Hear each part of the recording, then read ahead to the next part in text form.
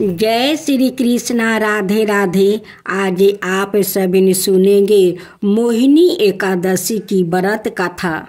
अयोध्या में रहते हुए एक बार श्री राम ने महर्षि वशिष्ठ से कहा कि मैं सब व्रतों में श्रेष्ठ व्रत को सुनना चाहता हूँ, जिससे सब पाप नष्ट हो जाते हो और वो सब दुखों को काटता भी हो। तब वशिष्ठ ने कहा कि मोहिनी एकादशी सब पापों का विनाश करती है। इस व्रत के प्रभाव से मनुष्य मोह जाल और पापों के समूह से अवश्य मुक्ति हो जाता है। इसलिए आप इस पाप नाशनी और दुख हरनी एकादशी का व्रत अवश्य करें। इस व्रत की कथा को एक गर्चित होकर सुनने से मनुष्य के पाप धुल जाते हैं। कथा वचन और श्रवण करने से सहस्त्र गौदान का फल मिलता है। यह सब जानकर भगवान श्री राम ने सीता जी की खोज करते समय इस व्रत को किया था। श्री कृष्ण भगवान के कहने पर युधिष्ठिर ने और मुनि कौंडिन्य के कहने पर धृष्ट बुद्धि ने भी इसे किया था। इस प्रकार इस व्रत को करने से व्रती की समस्त मनोकामना तो पूरी होती ही है, मन को शांति पहुँचने और निंदित कर्मों को छोड़कर सत्कर्म करने की शक्ति भी प्राप्ति होती है। तीर्थ दान और यज्ञ आदि से भी बढ़कर इसका महात्म्य शास्त्रों में वर्णित है। पूजन विधि विधान मोहिनी एकादशी का व्रत वैशाख शुक्ल पक्ष की एकादशी को रखा जाता है। इस दिन मर्यादा पुरुषोत्तम भगवान श्री राम की पूजा अर्चना करने का विधान है। व्रती को स्नादि से निमृत होकर भगवान श्री राम की प्रतिमा को दूध जल से स्नान कराकर स्वस्थ वस्त्र पहनाना चाहिए। फिर ऊंचा आसन पर बैठाकर रोली और चंदन से तिलक लगाकर स्वस्थ पुष्पा की माला पहनाइए। धूप दीप जलाकर आरती उतारे। तत्पश्चात पंचमेवा और मीठे फलों का भोग लगाकर उसको भक्तों में बांटे। यथाशक्ति 5 या 11 ब्राह्मण को भोजन करवाकर उन्हें सेवस्त वस्तु का दान करे। रात्रि में भक्तों के साथ मिलकर भगवान श्री राम का भजन कीर्तन कर प्रसाद वितरित करे। पौराणिक कथा के इस व्रत की कथा का उल्लेख श्री पद्म पुराण में इस प्रकार मिलता है। प्राचीन काल में सरस्वती नदी के तट पर भद्रापति नाम की एक सुंदर नगरी बसी हुई थी। वहाँ धूतिमान नाम का एक राजा राज करता था। इसी जगह धनपाल नाम का एक संपन्न पुण्यात्मा सेठ भी रहता था। वहाँ सादा शुभ कर्मों को करने और धार्मिक स्थलों को निर्माण कराने में लगा रहता था। उसके 5 लड़कों में धृष्ट बुद्धि नाम का पुत्र महापापी था। वो सदा ही दुष्ट कर्मों यानी व्यभिचार, वेश्याओं के पास रहना, जुआ खेलना, बदमाशों की संगति करना आदि में लिप्त रहता था। वो कभी भी किसी देव अथवा देवी की पूजा नहीं करता था। पिता की संपत्ति नष्ट करना, मांस मदिरा का सेवन करना उसका शौक था। वेश्याओं की संगति में रहने के कारण उसके पिता और बंधुओं ने उसे घर से निकाल दिया। निर्धन होने पर वेश्याओं ने भी उसका साथ छोड़ दिया। ओ नंगा भूखा चिंता में पड़ गया कि अब क्या करूं और कहाँ जाऊं। अंत में जीवन यापन के लिए वो चोरी और निकृष्ट कार्य करने लगा। वो बार बार पकड़ा जाता, जेल होती, मार पड़ती, लेकिन वो अपनी गंदी आदतें नहीं छोड़ता था। परेशान होकर जब उसे देश से निकाल दिया गया तो वो वन में जाकर रहने लगा। वहाँ वो मांस खाकर दिन गुजरने लगा। इस प्रकार वो पाप के कीचड़ में फंस गया। एक दिन संयोग बस किसी पुण्य के प्रताप से वो कौंडिन्य ऋषि के आश्रम में जा पहुंचा। वहाँ ऋषि के गंगा स्नान से भीगे हुए वस्तु की एक बूंद धृष्ट बुद्धि पर पड़ी तो वो पापी शुद्ध हो गया। उसने ऋषि से अपने सारे पापों को बिना धन के पराचित करने का उपाय पूछा तो उन्होंने उसे मोहिनी एकादशी का व्रत करने की सलाह दी और बताया कि इसके करने से सुमेरु पर्वत के समान भी बड़े से बड़े पाप नष्ट हो जाते हैं। कौंडिन्य ऋषि के कहे अनुसार विधि पूर्वक इस व्रत को करने से धृष्ट बुद्धि के पाप नष्ट हो जाएगा और वो शुद्ध होकर दिव्या देह धारण करके भगवान विष्णु के धाम पहुंच गया। यही कारण है कि प्राचीन काल से 58 लोग इस व्रत को करते चले आ रहे हैं। की कथा मोहिनी अवतार की। समुद्र मंथन से निकला अमृत कलश दैत्य एक दूसरे के हाथों से छीन रहे थे। इसी बीच एक मनोरम स्त्री उनके बीच में चली आई। सभी उस मनोरम स्त्री के सुंदर को देखकर मोहित हो गया। वो सभी आपस का झगड़ा भूल कर उन मनोरम स्त्री के पास दौड़ कर गया। दैत्यों ने देवी से पूछा, तुम कौन हो, कहाँ से आई हो सुंदरी, तुम क्या करना चाहती हो। देवी को देखकर दैत्यों के बीच खलबली मच गई। दैत्य कहने लगे, अब तक देवता, दैत्य, सीधी गंधर्व, चरण और लोकपालों ने तुम्हें स्पर्श तक नहीं किया होगा। अवश्य ही विधाता ने तुम्हें संपूर्ण इंद्रियों और मन को दीपित करने के लिए भेजा होगा। सुंदरी, तुम हमारा झगड़ा मिटा दो। तुम अन्याय अनुसार निष्पक्ष भाव से इस अमृत को बांट दो, जिससे हम लोग में और अधिक झगड़ा ना हो। वास्तव में श्री हरि विष्णु योग माया शक्ति से मुक्ति हो मोहिनी अवतार धारण किए हुए दैत्यों के पास गया था। योग माया शक्ति के प्रभाव से तीनों लोकों में ऐसा कोई भी नहीं है जिसे बस में नहीं किया जा सकता है। यानी योग माया शक्ति यादि शक्ति है। दैत्यों की प्रार्थना पर तीनों लोगों को मोहित करने में असमर्थ मोहिनी देवी ने दैत्यों हंसकर कहा, मैं माया हूँ और आप महर्षि कश्यप के संतान है।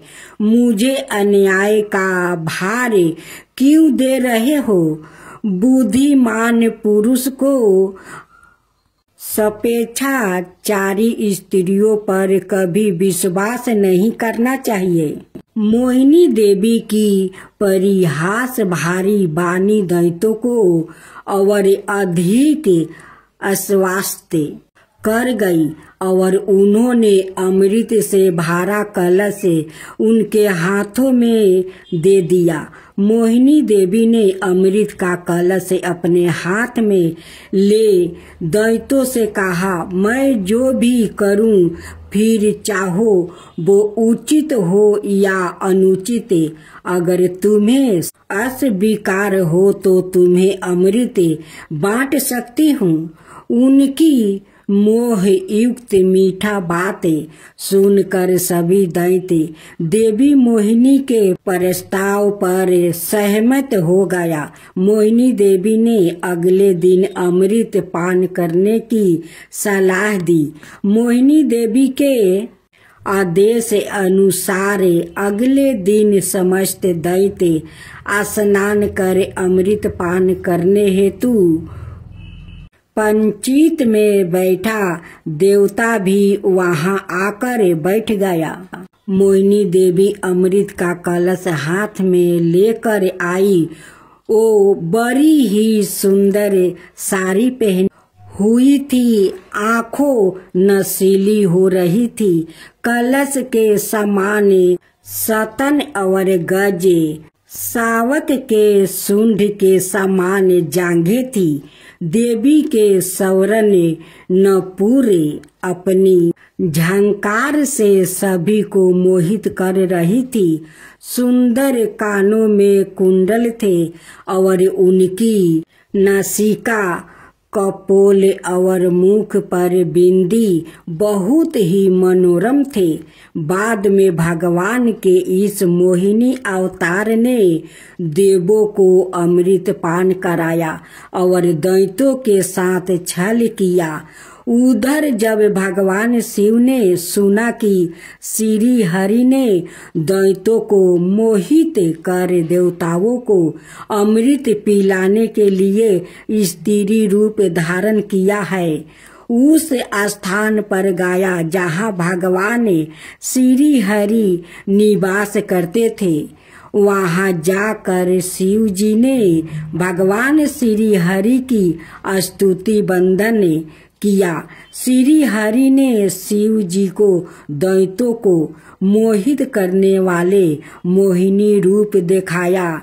एक एक शिव जी एक रंग बिरंग फूलों से भरे पूरे उपवन में पहुंच गया। वहां उन्होंने बड़े ही सुंदर परिधान पहने हुए, कमर में करधनी पहने एक सुंदर स्त्री को कीड़ा करते हुए देखा।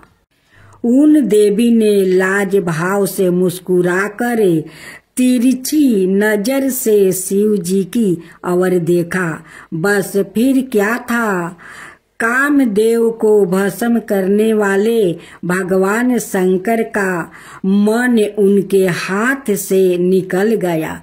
वो मोहिनी देवी को निहारने लगे। उनकी चितवन के रस में डूबे शिव जी इतने भावतुर हो गया कि उन्हें अपने आप की भी सुध ना रही। जहाँ भगवान शंकर की मोहिनी देवी पर आंखें लग जाती थी, लगी ही रही थी और उनका मन वही रमन करने लगता था। वो मोहिनी देवी के अत्यंत आकर्षित हो गया था। उन्हें मोहिनी भी अपने प्रति आश्चर्यजन प्रती थी। उनके हाव भाव के शिव जी का विवेक सूना हो गया था और वो कामातुर हो गया था। अपने बैरी कामदेव से मानो परेशान होकर महादेव जी विष्णु के माया मय मोहिनी रूप को जानकर भी पीछे पीछे दौड़ने लगे। पार्वती जी का ख्याल त्याग कर शंकर मोहिनी के पीछे पीछे लग गए। उन्होंने उन्मस्त होकर मोहिनी के केस पकड़ लिया। मोहिनी अपने केसों को छुड़वा कर फिर वहां से चल दी। शंकर फिर उसके पीछे पीछे दौड़ने लगे। उस समय पृथ्वी पर जहाँ जहाँ भगवान शंकर का बीरिया गिरा वहाँ वहाँ शिवलिंग का क्षेत्र और सौरन की खाने हो गई। तत्पश्चात यह माया है ऐसा जानकर भगवान शंकर अपने स्वरूप में स्थित हुआ। जय श्री कृष्णा। राधे राधे। आज आप सुनेंगे वैशाख शुक्ल पक्ष की मोहिनी एकादशी की व्रत कथा। धर्मराज युधिष्ठिर कहने लगे कि हे कृष्णा, वैशाख मास की शुक्ल पक्ष की एकादशी का क्या नाम है और उसकी कथा क्या है? इस व्रत की क्या विधि है? यह सब विस्तार पूर्वक बताइए। कृष्णा कहने लगे कि हे धर्मराज, मैं आपसे एक कथा कहता हूँ जिसे महर्षि वशिष्ठ ने श्री रामचंद्र जी से कही थी। एक समय श्री राम बोले कि हे गुरुदेव, कोई ऐसा व्रत बताइए जिससे समस्त पाप और दुख का नाश हो जाए। मैंने सीता जी के वियोग में बहुत दुख भोगा है।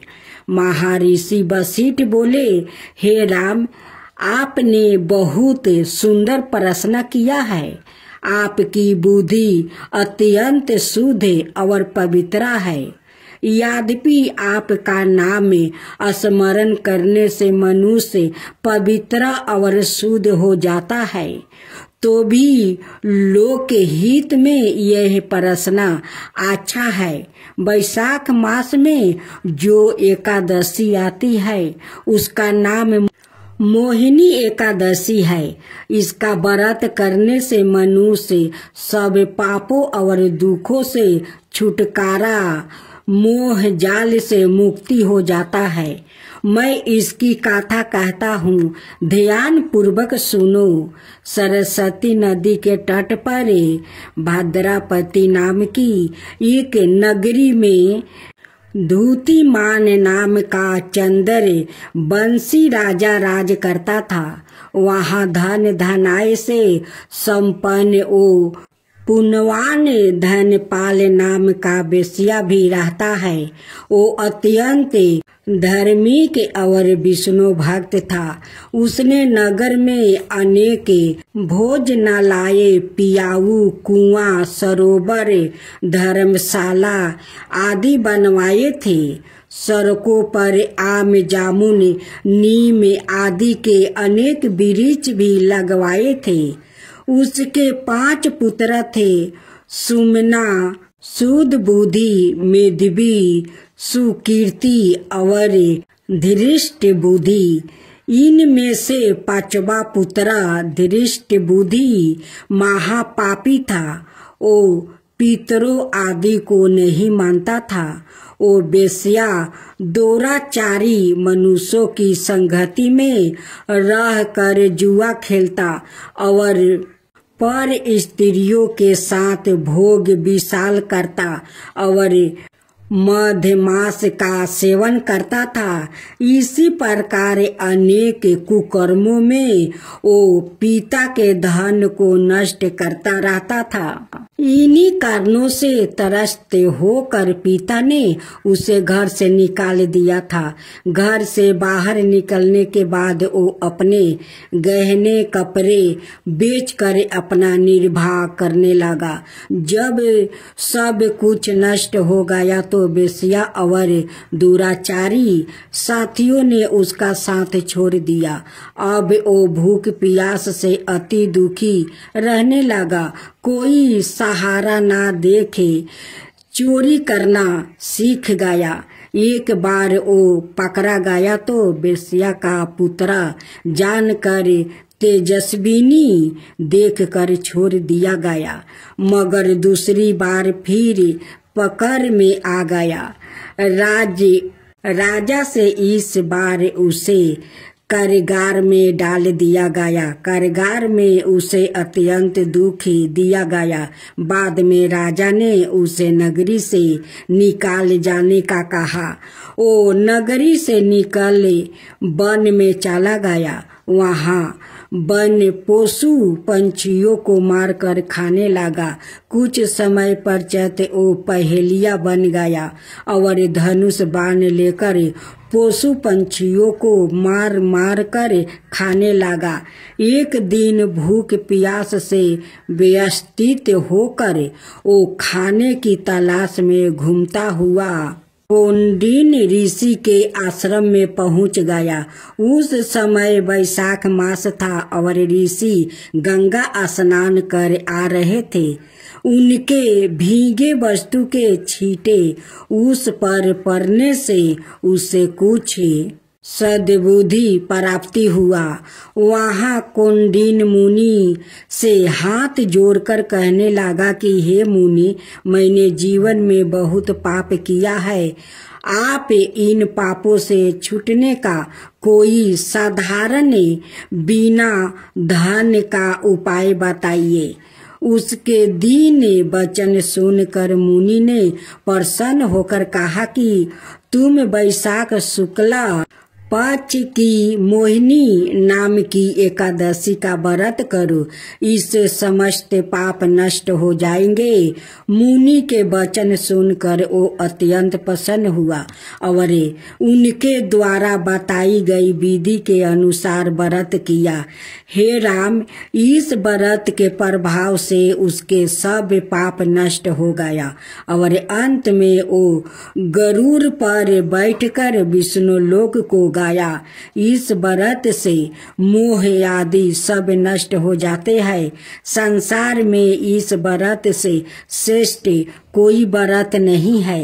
इसके महात्म्य को पढ़ने से अथवा सुनने से 1000 गौदान का फल प्राप्ति होता है। भगवान शिव अत्यंत भोले और तुरंत प्रसन्न होने वाले माने गए हैं। एक कथा के अनुसार एक बार भगवान शिव अपने दिए आशीर्वाद के कारण फंस गया था। तब एक स्त्री ने उनकी रक्षा की थी। पौराणिक कथा के अनुसार शिव जी अपने भक्तों से जब प्रसन्न होते हैं तो मुंह मांगा वरदान दे देते हैं और यही कारण था कि कई बार असुरों ने भी शिव जी को प्रसन्न करे मन चाहा वरदान मांग लिया था। असुर ने इन आशीर्वाद का अनुचित प्रयोग किया करते थे और कई बार देवता भी इन असुरों से परेशान हो जाते थे। एक बार भगवान शिव सवाए ही अपने दिए आशीर्वाद के कारण ऐसा फंस गया कि उनकी रक्षा के लिए एक स्त्री को सामने आना पड़ा था। भगवान शिव का भक्त भस्मासुर भी था और उसने एक बार शिव जी को प्रसन्न करने के लिए घनघोर तपस्या की और शिव जी उसकी भक्ति से प्रसन्न हो गया। भगवान शिव भस्मासुर के तप से इतने प्रसन्न हुए कि उसे वरदान मांगने को कहा और भस्मासुर ने शंकर जी से कहा कि वो चाहता है कि उसे ऐसा वरदान मिले कि वो जिस पर हाथ रखे वो भस्म हो जाए। शंकर जी ने उसे यह वरदान तो दे दिया।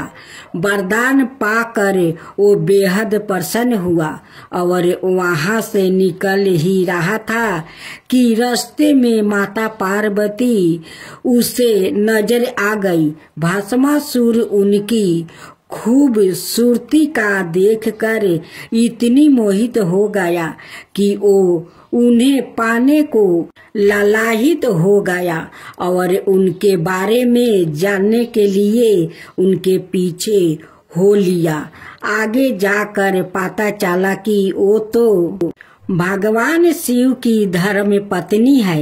यह देखे वो भगवान शिव के दिए आशीर्वाद को उन पर हो प्रयोग करने की ठान लिया और उनका पीछा करने लगा। भस्मासुर की इस गलत मानसा को भगवान विष्णु ने माप लिया और वो स्त्री का रूप धारण कर उसके पास पहुंचा। वो जानते थे कि भगवान शिव को बचने के लिए यह नाटक ही काम आ सकता है। भगवान विष्णु का स्त्री रूप बेहद मोहिनी करने वाला था। भस्मासुर ने जब उनको देखा तो वो सम्मोहित हो गया। भगवान विष्णु ने उसे मोहित कर अपने साथ नृत्य करने पर बेबस कर दिया और वो नृत्य करने लगा। भस्मासुर के साथ नृत्य करते हुए भगवान विष्णु जी ने उसका हाथ उसके ही सिर पर रखवा दिया और उसका हाथ सिर पर रखते ही वो भस्म हो गया। इस तरह भगवान शिव शंकर अपने ही दिए वरदान में फंस गया और भगवान विष्णु ने स्त्री रूप धारण कर उनके प्राणों की रक्षा की थी। अब सुने लपसी तपसी की कहानी। एक लपसी था, एक तपसी था। तपसी हमेशा भगवान की तपस्या में लीन रहता था। लपसी रोजाना 1.25 शेर की लपसी बनाकर भगवान का भोग लगाकर भोजन कर लेता था। एक दिन दोनों लड़ने लगे। तपसी बोला, मैं रोज भगवान की तपस्या करता हूँ, इसलिए मैं 12 हूँ। लपसी बोला, मैं रोज भगवान को 1.25 शेर लपसी का भोग लगाता हूँ, इसलिए मैं 12 हूँ। नारद जी वहाँ से गुजर रहे थे। दोनों को लड़ता देखकर उनसे पूछा कि तुम क्यों लड़ रहे हो? तपसी ने खुद के 12 होने का कारण बताया और लपसी ने अपना कारण बताया। नारद जी बोले, तुम्हारा फैसला मैं कर दूंगा।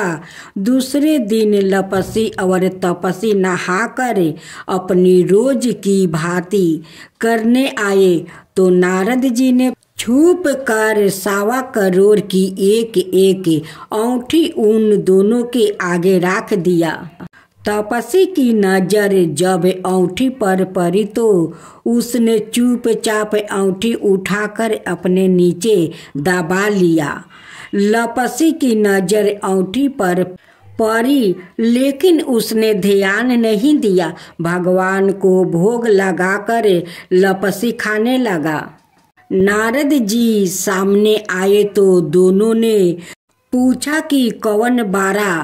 तो नारद जी ने तपसी से खारा होने को कहा। वो खारा हुआ तो उसके नीचे दबी औंठी दिखाई पड़ी। नारद जी ने तपसी से कहा, तपस्या करने के बाद भी तुम्हारी चोरी करने की आदत नहीं गई, इसलिए लपसी 12 है और तुम्हें तुम्हारी तपस्या का कोई फल भी नहीं मिलेगा। तपसी शर्मिंदा होकर माफी मांगने लगा। उसने नारद जी से पूछा, मुझे मेरी तपस्या का फल कैसे मिलेगा? नारद जी ने कहा, यदि कोई गाय और कुत्ते की रोटी नहीं बनाएगा तो फल तुझे मिलेगा। यदि कोई ब्राह्मण को भोजन करवा कर दक्षिणा नहीं देगा तो फल तुझे मिलेगा। यदि कोई साड़ी के साथ ब्लाउज नहीं देगा तो फल तुझे मिलेगा। यदि कोई दिए से दिए जलाएगा तो फल तुझे मिलेगा। यदि कोई सारी कहानी सुने लेकिन तुम्हारी कहानी नहीं सुने तो फल तुझे मिलेगा। उसी दिन से हर व्रत कथा कहानी के साथ लपसी तपसी की कहानी भी सुनी और कही जाती है।